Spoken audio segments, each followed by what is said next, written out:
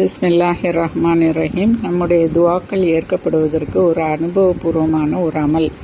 அதாவது நாம் எவ்வளவுதான் தொழுதிருந்தாலும், நோன்பு வைத்திருந்தாலும், சக்காத்து கொடுத்திருந்தாலும் நம்முடைய துவாக்கள் ஏற்கப்படவில்லையே என்பது நமக்கு ஒரு சின்ன ஒரு வருத்தம் இருக்கும். அதே போல் நாம் அந்த துவாவை கபூல் செய்வதற்கு அதிகமாக நம்முடைய உள தூய்மையுடனும், இக்லாசுடனும், பயபக்தியுடனும், ஒருமித்த மனதுடனும் இறைவனிடம் நாம் துவா செய்ய வேண்டும். அவ்வாறு கேட்கப்படும் துவாக்கள் நிச்சயமாக அல்லாஹுடன் நிராகரிக்கப்படுவதே இல்லை. நாம் 1000 தடவை ஓதிய பின் கேட்கப்படும் ஒவ்வொரு துவாவும் அல்லாஹுவிடம் நிராகரிக்கப்படுவதில்லை. மேலும் கவலைகள், துக்கம் ஆகிய நேரத்தில் ஓதுவதால் பயனுள்ளது என்பது ஒரு அனுபவபூர்வமான ஒரு அமலாகும். அதாவது ஹஸ்புன் அல்லாஹு நிஅமல் வக்கீல். இதனுடைய பொருள், அல்லாஹ் எங்களுக்கு போதுமானவன், பொறுப்பேற்பவர்களில் அவன் நல்லவன்.